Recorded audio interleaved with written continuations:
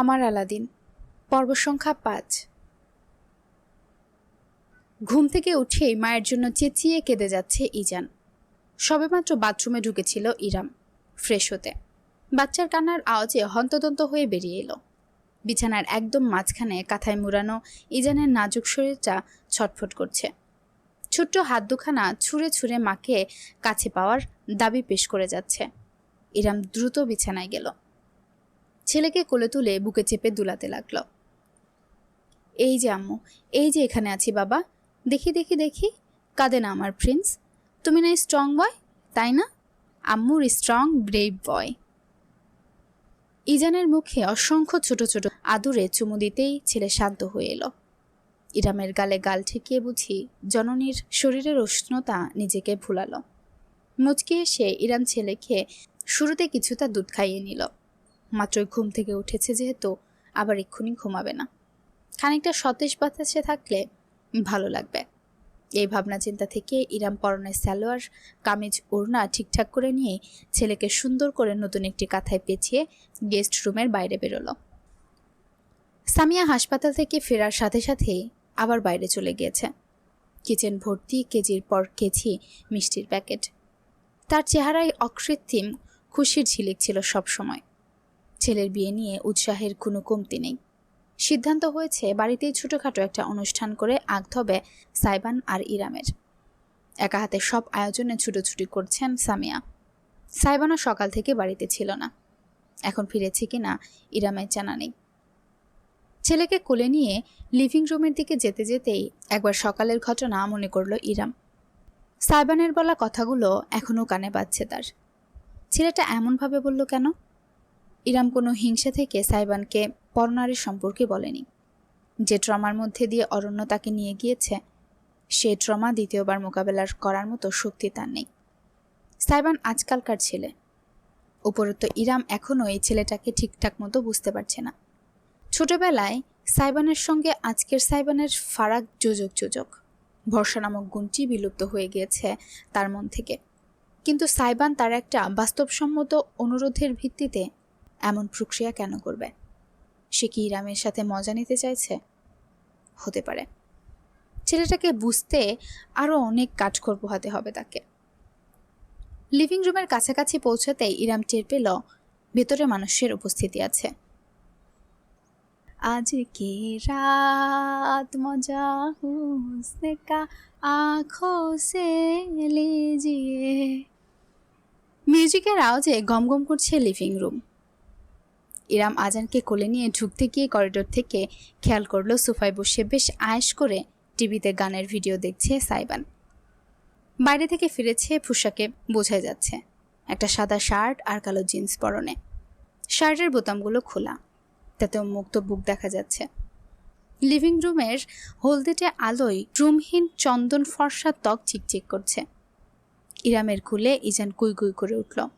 পর্দার দিকে তাকানোর সুযোগ হলো না। এই যে বাবাটা, আম্মু তোমাকে ঘোরাতে নিয়ে যাচ্ছি। ইজানের কানে বিড়বিড় করতে করতে সে লিভিং রুমে পা রাখতেই সোফা থেকে দৃষ্টিটা খেয়াল করলো সাইবান। এক হাতে রিমোট ধরে পা ঝুলাচ্ছিল সে। তৎক্ষণাৎ রিমোটটা তাক করলো টিভির দিকে। বিদ্যুৎ গতিতে ঘটনা ঘটালো।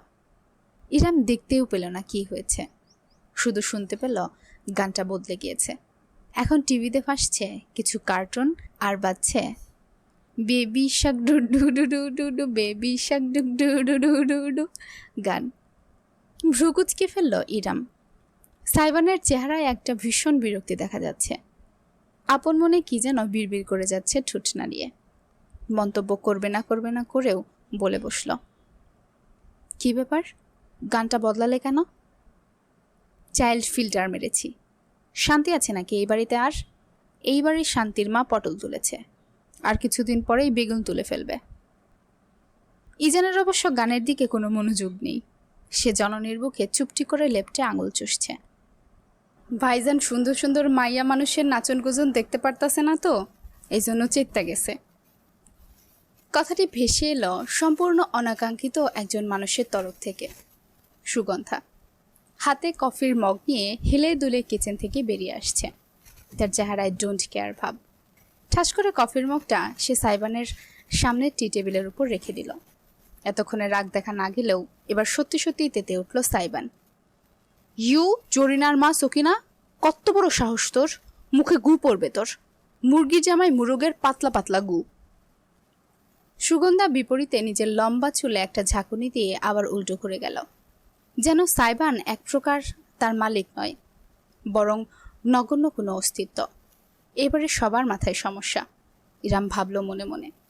তবে তাদের ঝগড়াঝাটির স্থায়ী হওয়ার সুযোগ পেল না। খোলা সদর দরজা দিয়ে ভেতরে প্রবেশ করলেন সামিয়া, হাতে এক গাধা ব্যাগপত্র। তার অনুসরণে করিম, ওই লোকটারও হাতে মাথায় কাঁধে ব্যাগ ঝুলানো। শপিং করে এসেছে স্পষ্ট। দ্রুত প্রক্রিয়া করল ইরাম। হুট করে সাইবানের দিকে ইজানকে এগিয়ে দিয়ে বলল, ধরো তো একটু। ছিটকে সরে গেল সাইবান। ইস, ছি! ইজান ছোট্ট মুখটা ঘুরিয়ে জিভ বের করে সাইবানের দিকে ডাগর ডাগর চোখে চাইল। ওই বড় বড় টলটলে জীবন্ত দিঘির ন্যায় দৃষ্টি রেখে একটি শক্ত ঢুক গিলল সাইবান। ইয়া আল্লাহ, ইয়া মাবুদ, তুমি রহম করো। ও মাবুদ, শক্তি দাও, ধৈর্য দাও, টাকা দাও।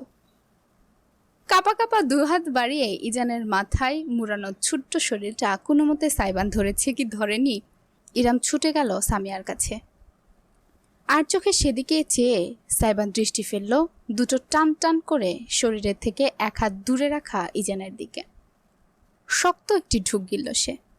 নিঃশ্বাস প্রশ্বাস ভারী হয়ে উঠেছে তার, যে কোনো মুহূর্তেই প্যানিক অ্যাটাক করতে পারে। ইজানের কাদার মতো নরম শরীরটা বুঝি তার বিশাল দুই হাতের আঙুলের ফাঁক গলে পড়ে যাবে। মাথা কাত করে বাচ্চাটার চোখে চোখ রাখল সাইবান। অদ্ভুতভাবে ইজান একটুও কাঁদল না, বরং সাইবানকে নকল করে নিজের ছোট্ট মাথাটাও কাত করল। আঙুল চষতে চষতে তাকিয়ে রইল গোল গোল চোখে। আপনি আঙুল খাচ্ছেন কেন? নিয়মিত নিজের মায়ের মাথাটা খাবেন। সাইবানের কণ্ঠে ইজান দু হাত পা নেড়ে সামান্য ঝটকা দিয়ে উঠল। ফোকলা দাঁতের মারি দেখে হাসল নাকি বিদ্রুপ করল বোঝা দেয়। আরেকটি হলে সাইবান তাকে ফেলেই দিচ্ছিল, কিন্তু সক্রিয়ভাবে তার হাত দুটো ইজানকে কাছে টেনে বুকের উপর রাখল। শার্টের বোতাম খোলা থাকায় তার তপ্ত ত্বকের সরাসরি স্পর্শে ইজান গুটিসুটি দিয়ে একদম বুকের সঙ্গে লেপটে গেল। ভ্রু উঁচু হলো সাইবানের। মহাবিস্ময় নিয়ে তাকিয়ে রইল নিজের বুকে ঠেকিয়ে রাখা নগণ্য প্রায় অস্তিত্বটাকে। তার হাতের তালু ইজানের সমস্ত পিঠের সমান। বিষয়টা একসঙ্গে বিস্ময়কর এবং উপভোগ্য। এত ছোট মানুষ হয়, এ তো জীবন্ত একটা পুতুল। মুচকে হাসি ফুটল সাইবানের ঠোঁটে। অজান্তেই দুপা নাড়িয়ে ইজান সমেত শরীর দুলাতে দুলাতে সে টিভির কাছে গিয়ে দাঁড়ালো। তখনও বাচ্চাদের গান বেজেই চলেছে, অথচ ইজানের ওই গানের প্রতি বিন্দুমাত্র আগ্রহ নেই। সে সাইবানের বুকের মাঝে কিলবিল করে যাচ্ছে। নতুন পরিবেশ, নতুন মানুষকে চিনছে তার মস্তিষ্ক। বাচ্চা ফিল্ডার তোর পছন্দ না? তাহলে কি পছন্দ? বেবি ডান্স দেখবি? আয়। মৃদু একটা শব্দ করে কৌতূহল চেহারায় ফ্যালফ্যাল করে চেয়ে রইল ইজান। সাইবান অন্য হাতে ধরা রিমোটটা দিয়ে গান বদলে আগের গানে ফিরে গেল। সমস্ত লিভিং রুম বেজে উঠল। থোড়ি ফুরসত ভি মেরি জাহ কভি বাহোं को दीजिए आज की रात मजा हुस्न का आँखों से लीजिए। অদ্ভুত হলেও সত্য, গানের বিটের সঙ্গে সঙ্গে ইজান চোখ ঘুরিয়ে টিভির পর্দার দিকে তাকালো। চোখে মুখে একটা নিদারুণ আকর্ষণ ফুটল তার। ছোট্ট শরীরটা মিউজিকের তালে তালে নড়ে উঠল।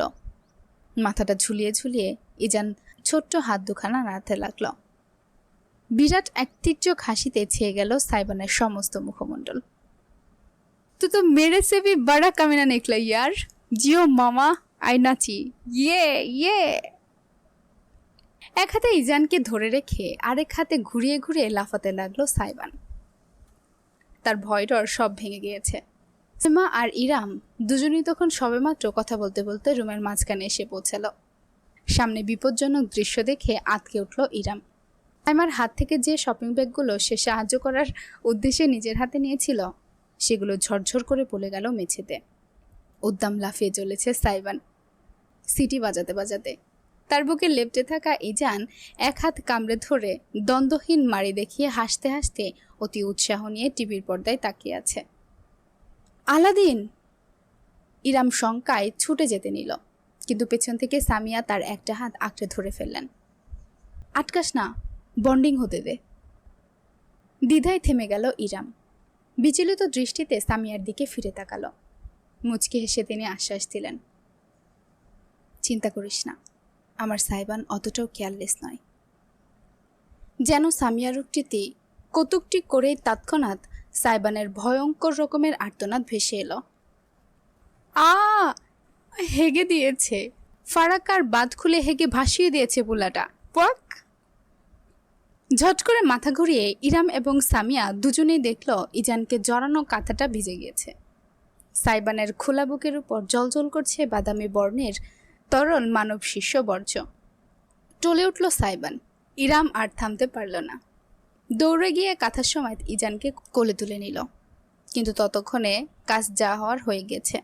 সাইবান টিভি ক্যাবিনেট আঁকড়ে ধরল নিজের পতন ঠেকাতে। চেহারা বিকৃত হয়ে গেল তার ঘৃণায়। Walk walk! সরি, একটু আগেই দুধ খাইয়েছি তো। হাতের কাছে কিছু না পেয়ে নিজের গলার ওড়নাটা দিয়েই সাইবানের বুক মুছতে লাগলো ইরাম। কাপড়টা টেনে নিজের শরীর ঘষতে ঘষতে লাল টকটকে বানিয়ে সাইবান খেয়ে উঠল। পোটলার ঘরের পোটলা, ফরজ নফল ওয়াজিব সব গোসল দিতে হবে আমাকে। দেখিস তুই আর যদি তোকে কোলে। সবকিছু ফেলে মুখ চেপে ধরে ছুটতে ছুটতে সাইবান দোতলায় উঠে গেল। সেখানে করিডোরে বেসিন আছে। দূর থেকেই তার বমি করার শব্দ ভেসে আসতে লাগলো স্পষ্ট। ঝড় একটু শান্ত হতেই সামিয়ার অট্টহাসির শব্দ শোনা গেল। আমার নাতি একদম বাপের উপরে গিয়েছে জানিস। সাইবানের বাবা যখন ওকে প্রথম কোলে তুলল, হিসু করে লোকটার জামা কাপড় ভাসিয়ে দিয়েছিল, লোকটার মুখে ঢুকে গিয়েছিল। হায় খোদা! এরপর 10 দিন সাইবানকে কোলে নেয়নি আর।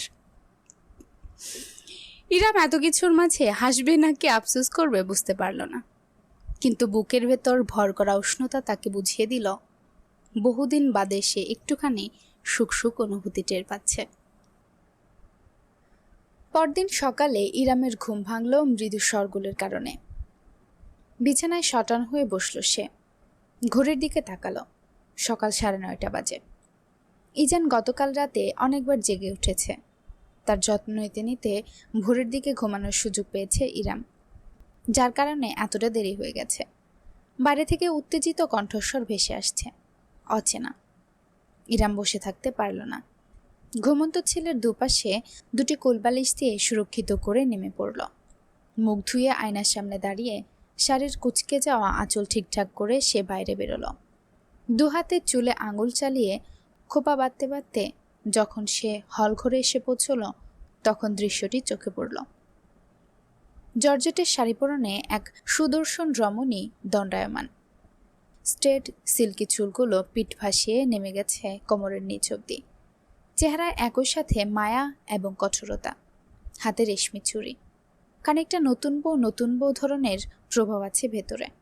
সামিয়ার সঙ্গে বাকবিতণ্ডায় লিপ্ত হয়েছে সে। মম, তুমি সাইকে এভাবে জোর করতে পারো না। তুমি জানো না ও কোন লেভেলের সাইকো? তুমি একবার ফেক মুক্তা কিনে স্ক্যামড হয়ে গিয়েছিলে বলে ওই দিন সোজা কক্সবাজারে গিয়ে মুক্তা ব্যবসায়ীদের সাথে সাগরে গিয়ে নিজে থেকে ঝিনুক আহরণ দেখে বেছে বেছে আসল মুক্তা নিয়েই ফিরেছিল। মনে নেই তোমার? টানা 7টা দিন ওর কোনো হদিশই পাইনি আমরা। আর তুমি এই ছেলের সামনে উচ্চারণ করো বিয়ের কথা। ও তো সেটা করবেই। চিৎকার করিস না সারিকা, এটা ভদ্রলোকের বাড়ি, আর একটা ছোট্ট বাচ্চা আছে ঘরে। বাচ্চা মাইফু। সারিকা প্লিজ শান্ত হও। সারিকাকে থামাতে এতক্ষণ একপাশে দাঁড়ানো দীর্ঘদেহী পুরুষটি এগিয়ে এলো। ধূসর বর্ণের স্যুট পরনে, চোখে মুখে ভাব গাম্ভীর্য এবং নমনীয়তা, উজ্জ্বল দৃষ্টি। সারিকার কাঁধে হাত রাখল সে। এই পুরুষটিকে না চিনলেও রমণীকে চিনতে বেগ পোহাতে হলো না ইরামের। সাইবানের একমাত্র বড় বোন সারিকা বিনতে আহমদ। ইরামের যতদূর মনে পড়ে একে অপরের সাথে 2 কি 3 বছরের ব্যবধান তাদের। যতদূর শুনেছে গত বছর সারিকার বিয়ে হয়ে গিয়েছে। তাহলে পুরুষটি হয়তো তার স্বামী। ইরাম খানিকটা ইতস্তত করল, কিন্তু ততক্ষণে সামিয়া তাকে দেখে ফেলেছে। তাই পালিয়ে না গিয়েই ইরাম ভেতরে ঢুকল। মোলায়েম গলায় বলল, কেমন আছো সারিকা? বহুদিন বাদে তোমায় দেখলাম। সারিকা সটান ঘুরে দাঁড়ালো। ইরামকে দেখেই তার চোখ মুখ বিষণ্ণতায় ছেয়ে গেল। কাঁধ থেকে পুরুষটির হাত ঝটকা দিয়ে সরিয়ে সে হনহন করে হেঁটে এসে ইরামের মুখোমুখি দাঁড়ালো। ফালতু প্যাচাল বাদ দাও ইরাম আপু, তোমার লজ্জা করে না নিজের হাঁটু বয়সী একজন ছেলের ঘাড়ে চেপে বসতে? Where is your self respect? Iram বাকরুদ্ধ হয়ে গেল। সারিকা মেয়েটা খারাপ না। ছোটবেলায় যতটুকু দেখা সাক্ষাৎ বা কথাবার্তা হয়েছে, কখনোই তাকে এমনভাবে অপমান করে কথা বলেনি, অথচ আজ বলছে। ইরাম সারিকাকে দোষ দিতে পারল না। সমাজের মানুষ মাত্রই তার এবং সাইবানের বিয়েটাকে কটু দৃষ্টিতে দেখবে, সেটাই জানে সে। Sarika, behave yourself. মানুষের সাথে এমন ব্যবহার করা শিখিয়েছি আমি তোদের? যা ঘরে যা, তোর মাথা গরম আছে, আমরা এই বিষয়ে পরে কথা বলবো। তপ্ত দৃষ্টিতে একবার সামিয়াকে দেখে গটগট করে হেঁটে সারিকা অন্দরমহরের আড়াল হয়ে গেল। পিনপতন নীরবতায় ভর করল সমস্ত ঘরে। সামিয়া একটি দীর্ঘশ্বাস ফেলে সোফায় বসলেন, এক হাতে কপাল ঠেকিয়ে রইলেন। ইরাম ভীষণ অস্বস্তি বোধ করল। বুঝতে পারল না সে চলে যাবে কিনা, তবে সিদ্ধান্ত নেওয়ার আগেই সুদীর্ঘ পুরুষটি এগোলো তার দিকে। থেমে বলল, দুঃখিত মিস, আপনি কিছু মনে করবেন না। আসলে সাইবানের বিয়ের কথা জানার পর থেকেই সারিকা একটু রেগে আছে। ভাইকে নিয়ে একটু বেশি চিন্তিত। ওর হয়তো আপনাকে আঘাত করার উদ্দেশ্য ছিল না। ওর পক্ষ থেকে আমি আপনার কাছে ক্ষমা চাইছি। না, আমি কিছু মনে করিনি। ওর মনের অবস্থা আমি বুঝতে পারছি। মুখ তুলে পুরুষটির স্নিগ্ধ মুখের দিকে তাকালো ইরাম। আপনি আমার জামাই, সামিয়া বলে দিলেন। পুরুষটি এবার নিজের ডান হাত এগিয়ে দিয়ে স্মিত হাসি নিয়ে জানালো, Mishir, Mishir Iqbal. You can call me just ভাইয়া। ইরাম না চাইতেও খানিকটা হেসে ফেলল। মিশির? লাইক হুমায়ুন আহমেদের মিশির আলী? হা হা হা হা, সবাই বলে। আমার মা ভীষণ হুমায়ুন ভক্ত। মিশিরকে তার এতই মনে ধরেছে যে ছেলের নামটাও রেখে দিয়েছে চরিত্রের নামে। ইরাম মিশিরের হাতটা ধরল, কর্মোদ্যম করে বলল, Iram Kibria. You can call me just Iram, Mishir ভাইয়া। মাথা দুলিয়ে সম্মতি জানিয়ে নিজের হাতটা সরিয়ে নিল মিশির। সামিয়ার দিকে ফিরল। মম, আমি তাহলে আসছি। ফার্মে একটা প্রজেক্টের কাজ আছে, সারিকাকে পৌঁছে দিতেই এসেছিলাম। সে কি, তুমি আজ থাকবে না? কালই তো বিয়ে, কাল সকাল সকাল চলে আসব। তাহলে তো হবে না বাবা, এত সব কাজ করবে কে?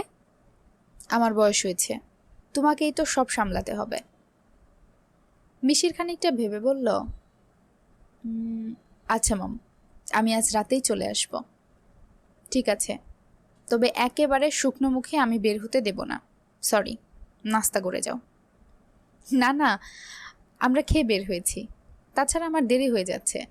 তবে আপনি চাইলে এক কাপ চা দিতে পারেন। সুগন্ধাকে একটু বাজারের দিকে পাঠিয়েছি করিমের সাথে।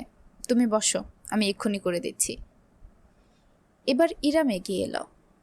না খালামণি, তুমি বসো ওনার সাথে। এমনিতেও কয়েকদিন ধরে খুব কষ্ট করছো, আজ একটু ছুটি পেয়েছ। আমি চা করে আনছি তোমাদের দুজনের জন্যই। পারবি? আচ্ছা যা, লক্ষ্মী মেয়ে আমার। এর মধ্যে এবারের বইয়ের দায়িত্ব বুঝে নিচ্ছে। মৃদু হেসে ইরাম কিচেনের দিকে চলে গেল।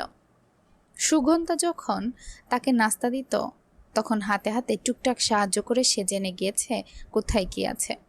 তাই চাপাতি, চিনি, দুধ ইত্যাদি খুঁজে পেতে সমস্যা হলো না।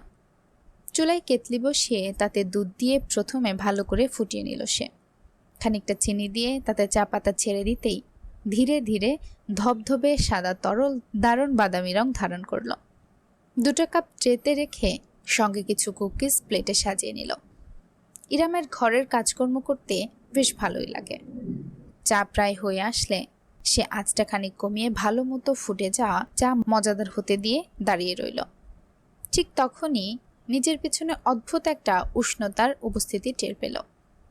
কিছু বুঝে ওঠার আগেই শক্ত পুরুষালী বুকের সঙ্গে ধাক্কা লাগলো তার পিঠের। সঙ্গে সঙ্গে দুটি শক্তিশালী বাহু ঠিক তার দুপাশের সামনের কাউন্টারে উপুর হয়ে বসল। চিনতে একটুও বেগ পেতে হলো না ইরামের। ঠিক পেছনে দাঁড়িয়ে আছে আলাদিন। আলাদিন, কি সমস্যা? এমন অভদ্র আচরণ করছো কেন? খানিকটা ঝাঁজ নিয়ে শুধালো ইরাম। ছেলেটা এমনভাবে হঠাৎ হঠাৎ তাকে ভরকে দেয় কেন? এমন অপ্রস্তুত অবস্থায় ফেলার কোনো মানে হয়? ঘাড়ের উপর সাইবানের তপ্ত নিঃশ্বাস ছুঁয়ে যেতেই ইরাম খানিকটা ঝটকা দিল। প্লিজ, আমার এসব পছন্দ না। আমি মজার মুডে নেই। দূরে যাও আলাদিন। অথচ এক চুল নড়ল না সাইবান, বরং আরও কাছে সরে এলো। ইরামকে রীতিমতো কাউন্টারের সঙ্গে লেপ্টে যেতে হলো। মুখ নিচে নামিয়ে ইরামের কানে ফিসফিস করে উঠল সাইবান। বলেছিলাম না, পরপুরুষ আপনার জন্য নিষিদ্ধ। কি উল্টাপাল্টা কথা বলছো? কিসের পরপুরুষ? চা বানাচ্ছেন কার জন্য? থমকে গেল ইরাম। চুলায় ডকবক করে ফুটতে থাকা চায়ের দিকে প্রসারিত দৃষ্টিতে চেয়ে রইল। সাইবান তার কাঁধে থুতনি ঠেকিয়ে কণ্ঠ খাদে নামিয়ে বলল, চা বানানো হয়, আবার হ্যান্ডশেকও করা হয়। নাইস। ভাই, বিশ্বাস করেন, আপনারা যদি আমার রেকর্ডের বিহাইন্ড দ্য সিন শুনতে পারতেন, জাস্ট হেসে গড়াগড়ি খেয়ে ফেলতেন। এত এত পরিমাণে আমি হাসছি, পরে আর রেকর্ডই করতে পারি নাই। আমার কাশতে কাশতে একদম গলার অবস্থা খারাপ হয়ে গেছে। ভীষণ ফানি ছিল, ভীষণ বলার বাইরে। আমার সাইবানের চরিত্রটা এত বেশি ভালো লাগছে। অনেক দিন পরে এত ফানি এবং এত সুন্দর একটা গল্প পড়ছি, জাস্ট অসাধারণ, বলার বাইরে। লিখনীয় অনেক বেশি সুন্দর, সব কিছু অনেক বেশি সুন্দর। শুনছিলেন জাবিন ফুরকানের লেখা আমার আলাদিন। আজকের পর্বটা আপনাদের কাছে কেমন লেগেছে কমেন্টের মাধ্যমে জানিয়ে দিবেন। ভালো লেগে থাকলে গল্পে একটা লাইক এবং চ্যানেলে একটা সাবস্ক্রাইব করে দিবেন। পরবর্তী পর্বের জন্য অপেক্ষা করবেন। পরবর্তী পর্ব খুব শীঘ্রই নিয়ে হাজির হব। ততক্ষণে চোখ রাখুন স্টোরি বাই দাসরোজ চ্যানেলে। ধন্যবাদ।